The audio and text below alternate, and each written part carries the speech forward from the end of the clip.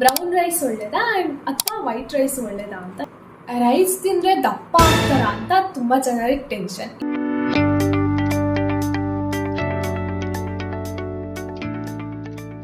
Hello ಎಲ್ಲರಿಗೂ and welcome back to my channel. ಇವತ್ತು topic ನಾನು ಮುಂಚೆನೇ ಡಿಸ್ಪ್ಲೇಲಿ ಹಾಕಿದ್ದೆ, brown rice and white rice ಬಗ್ಗೆ.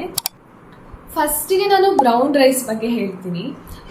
1 ಬೌಲು ಬ್ರೌನ್ ರೈಸ್ ತಗೊಂಡ್ರೆ ಅದರಲ್ಲಿ 220 ಕ್ಯಾಲರೀಸ್ ಇರುತ್ತೆ, ಮತ್ತು ಇದರಲ್ಲಿ ಹೈ ಫೈಬರ್ ಇರುತ್ತೆ, ಲೋ ಗ್ಲೈಕೆಮಿಕ್ ಇಂಡೆಕ್ಸ್. ಅಂದರೆ ಬ್ರೌನ್ ರೈಸ್ ತಗೊಂಡ್ರೆ ನಮ್ಮ ಶುಗರ್ ಏನು ಜಾಸ್ತಿ ಆಗಲ್ಲ, ನಮ್ಮದು ಹೊಟ್ಟೆ ಫುಲ್ನೆಸ್ ಆಗಿರುತ್ತೆ, ಶುಗರ್ ಕ್ರೇವಿಂಗ್ ಬರಲ್ಲ, ಆಗಾಗ ನಮಗೆ ಹೊಟ್ಟೆ ಹಸಿಯೋದು ಆ ಥರ ಎಲ್ಲ ಅನ್ಸಲ್ಲ. ಈಗ ವೈಟ್ ರೈಸ್ ಬಗ್ಗೆ ಮಾತಾಡೋದಾದ್ರೆ 1 ಬೌಲಲ್ಲಿ 240 ಕ್ಯಾಲರೀಸ್ ಇರುತ್ತೆ, ಲೋ ಫೈಬರ್ ಇರುತ್ತೆ, ಹೈ ಗ್ಲೈಕೆಮಿಕ್ ಇಂಡೆಕ್ಸ್ ಇರುತ್ತೆ. ಅಂದರೆ ನಮ್ಮದು ಶುಗರ್ ಸ್ಪೈಕ್ ಮಾಡುತ್ತೆ. ಇದು ವೈಟ್ ರೈಸ್ ಬೇಗ ಡೈಜೆಸ್ಟ್ ಆಗುತ್ತೆ. ನಾವು ಬ್ರೌನ್ ರೈಸ್ ಬಗ್ಗೆ ನಾನು ಹೇಳಿದ್ದೀನಲ್ವಾ, ಶುಗರ್ ಇನ್ಕ್ರೀಸ್ ಆಗಲ್ಲ ಅಂತ. ಹಾಗಂತ 3 ಹೊತ್ತು ಬ್ರೌನ್ ರೈಸ್ನೇ ಜಾಸ್ತಿ ಇಷ್ಟಿಷ್ಟು ಹಾಕ್ಕೊಂಡು ತಿನ್ನಬೇಡಿ. 3 ಹೊತ್ತು ರೈಸ್ನ ತಿನ್ನೋದು ಒಳ್ಳೇದಲ್ಲ. ರೈಸ್ ಒಂದ್ಸತಿ ಸಾಕು ಅಂತ ನಾನು ವೈಟ್ ರೈಸ್ಗೂ ಕೂಡ ಬ್ಲೇಮ್ ಮಾಡ್ತಾ ಇಲ್ಲ. ವೈಟ್ ರೈಸ್ ಕೂಡ ಯೂಸ್ ಮಾಡ್ಬೋದು.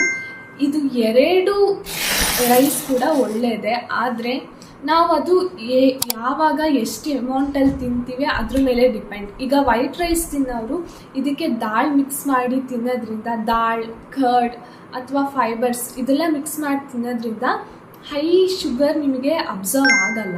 ಶುಗರ್ ಎಲ್ಲ ಇದ್ದರೆ ನೀವು ಮಧ್ಯಾಹ್ನ ಹೊತ್ತು ಮಾತ್ರ ರೈಸ್ ತಗೊಳ್ಳಿ. ಶುಗರ್ ಇಲ್ಲ ಅಂದರೂ ಇವಾಗ್ಲಿಂದನೇ ಡಯಟ್ ಮಾಡ್ಲಿಕ್ಕೆ ಸ್ಟಾರ್ಟ್ ಮಾಡಿದ್ರೆ ನಮಗೂ ಹೆಲ್ತಿಗೆ ಒಳ್ಳೆಯದು.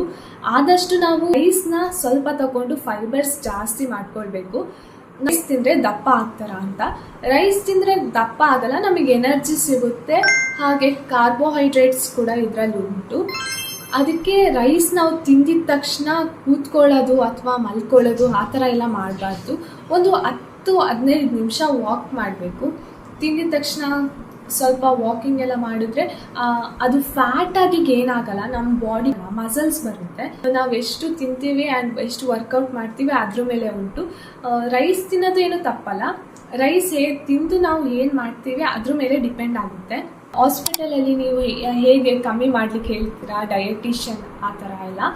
ನಮ್ಮ ಹಾಸ್ಪಿಟಲಿಗೆ ಹೈ ಶುಗರ್ ಇರೋರು ಬಂದರೆ ನಾವು 3 ಹೊತ್ತು ರೈಸ್ ತಗೊಳ್ಳಿಕ್ಕೆ ಬಿಡೋದಿಲ್ಲ. ಡಯಟಲ್ಲಿ ಇರ್ತಾರೆ ಅವರು. ಡಯಟಲ್ಲಿ ಅಂದರೆ ಖಾಲಿ ಹೊಟ್ಟೆಲಲ್ಲ, ಫೈಬರ್ ಅಥವಾ ಚಿಕನ್, ಪ್ರೋಟೀನ್ ಇರಬೇಕು. ಅದು ಫುಲ್ ಡೇ ಅವ್ರಿಗೆ ರೈಸ್ ಇರಲ್ಲ. ಒಂದು 3 ದಿವಸ ಇದು ನೀವು ಟ್ರೈ ಮಾಡಿ ನೋಡಿ. ಆಟೋಮ್ಯಾಟಿಕ್ ಆಗಿ ಶುಗರ್ ನಮ್ಮದು ಲೋ ಅಲ್ಲ, ನಾರ್ಮಲ್ ಆಗುತ್ತೆ. ಲೋ ಆದರೆ ಮೇಲೆ ಹೋಗ್ತಿರುತ್ತೆ, ನಾರ್ಮಲ್ ಆಗುತ್ತೆ. ಬೇರೆ ಯಾವುದಾದ್ರೂ ಹೆಲ್ತ್ ಬಗ್ಗೆ ಬೇಕಿದ್ದರೆ ಕಮೆಂಟ್ಸ್ ಮಾಡಿ, ನಾನು ಮುಂದಿನ ವ್ಲಾಗಲ್ಲಿ ಮಾಡ್ತೀನಿ.